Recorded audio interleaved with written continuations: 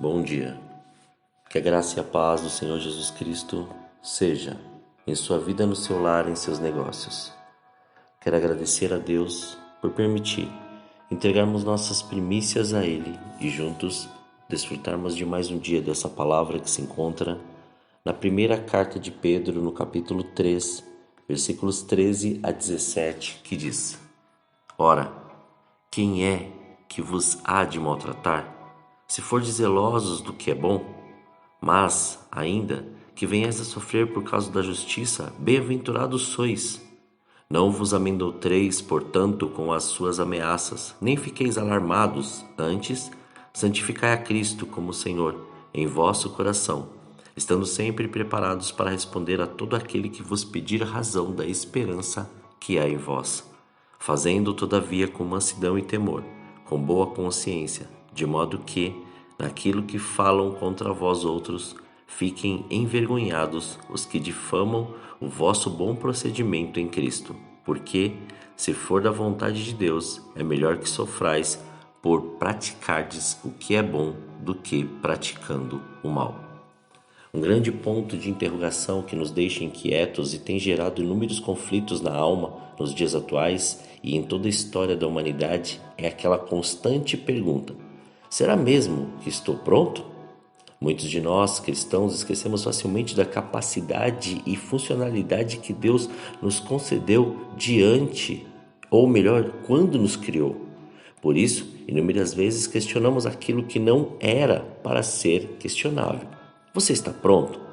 Já lhe fizeram essa pergunta? Bem, a pessoa que perguntou isso queria saber se você estava preparado. Por exemplo, talvez ela quisesse dizer: já pegou os seus livros de estudo, já leu as lições, já se prontificou em fazer o seu melhor?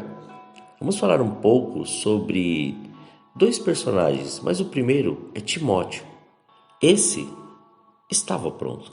Timóteo também era disposto. Sabe o que significa? Quando Timóteo foi convidado para servir a Deus, ele mostrou a mesma atitude de outro servo de Deus que disse: eis-me aqui, envia-me a mim. Por estar pronto e disposto a servir, Timóteo teve uma vida empolgante. Timóteo nasceu a centenas de quilômetros de Jerusalém, em Listra. Sua avó Lóide e sua mãe Eunice eram boas estudantes das Escrituras. Elas começaram a ensinar a palavra de Deus a Timóteo quando ele ainda era bebê. É provável que quando Timóteo ainda era adolescente, o apóstolo Paulo, junto com Barnabé, tinha visitado Listra na sua primeira longa viagem de pregação. Foi provavelmente nessa época que a mãe e a avó de Timóteo se tornaram cristãs. Que problema Paulo e Barnabé enfrentaram? Bem, pessoas que não gostavam dos cristãos atiraram pedras em Paulo, o derrubaram e o arrastaram para fora da cidade e o apedrejaram. Acharam que ele estava morto. Os que acreditavam no que Paulo estava ensinando se ajuntaram em volta dele e ele se levantou. No dia seguinte, Paulo e Barnabé foram embora de Listra, mas voltaram pouco tempo depois. Nessa ocasião, Paulo fez um discurso e disse aos discípulos: temos que entrar no reino de Deus através de muitas tribulações. Sabe o que Paulo queria dizer com isso?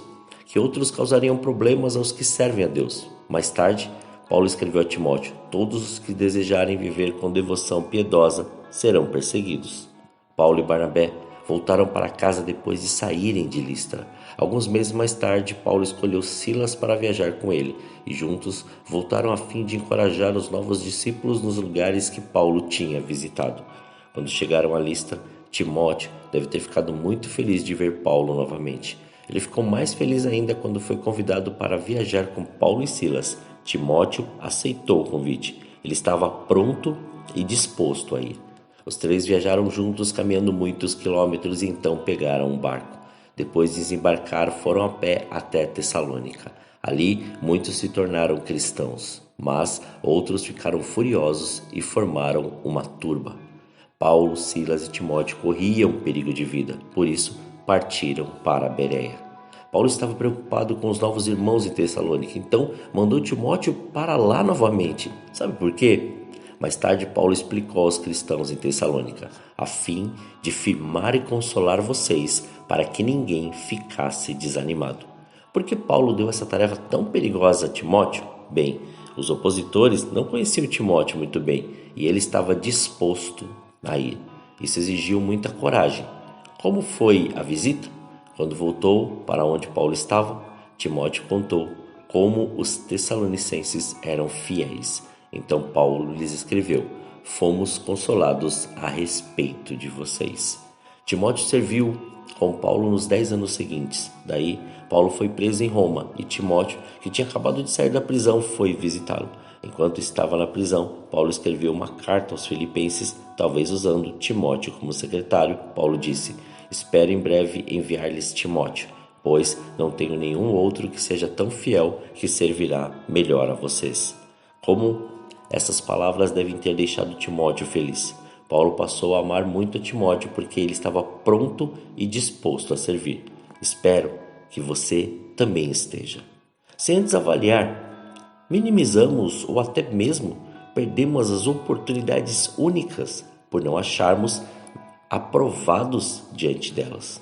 Um certo dia, Deus resolveu ter uma conversa com um certo Moisés e disse: Moisés, chegou sua hora, agora é a hora.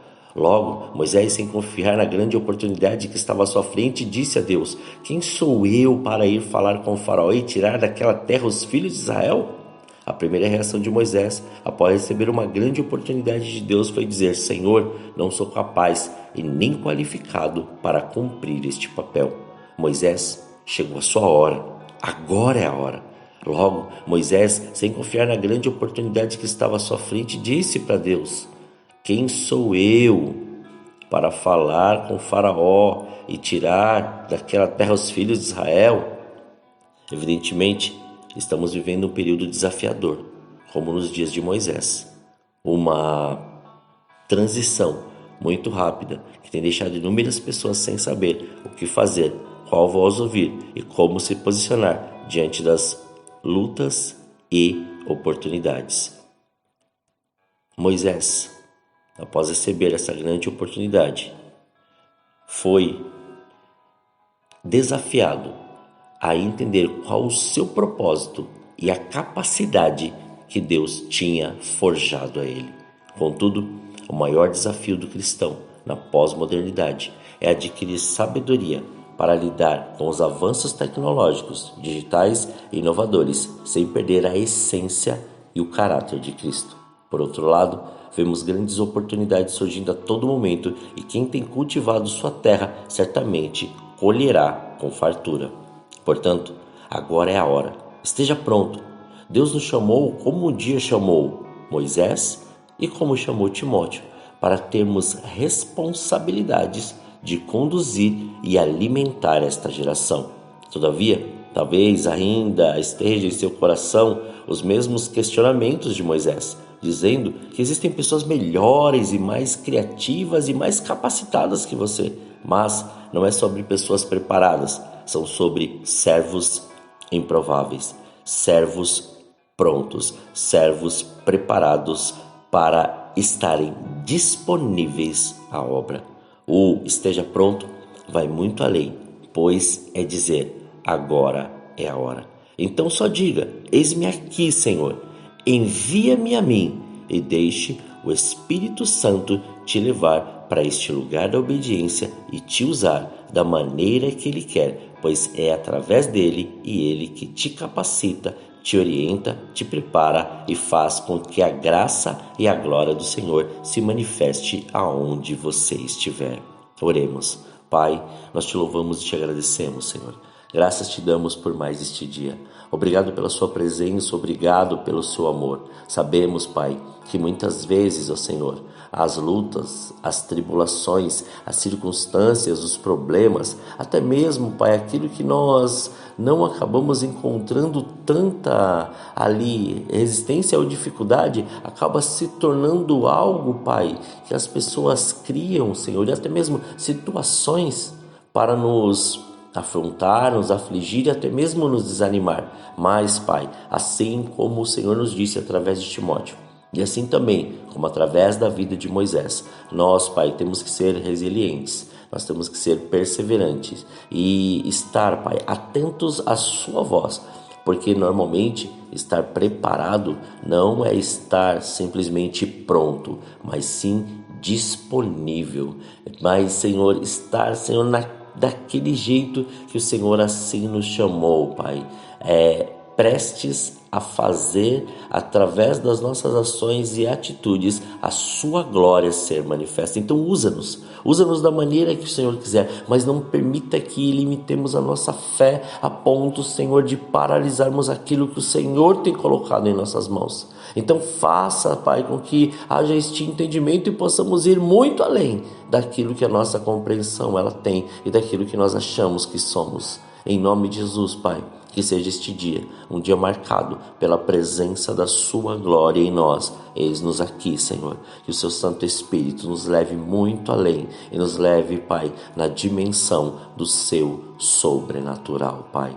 Consagramos, Senhor, tudo que temos e que somos, e que o seu reino venha, Senhor, que o Senhor nos livre de todo mal, que o Senhor nos livre de toda tentação, que a sua glória seja manifesta, Senhor, e que não falte o pão na mesa desse seu filho, mas antes que a sua presença seja tão real que todos fiquem impactados pelo seu poder e pela manifestação do seu sobrenatural. Muito obrigado, Senhor.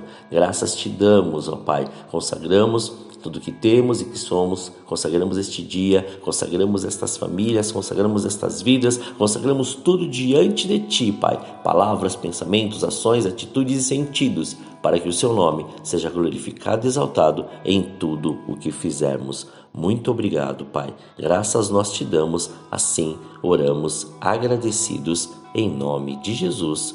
Amém. Que você tenha um dia abençoado na presença do Senhor. E quem vos fala é o pastor Leandro Araújo, da Igreja Apostólica Caminho de São Paulo, capital. Deus te abençoe grandemente.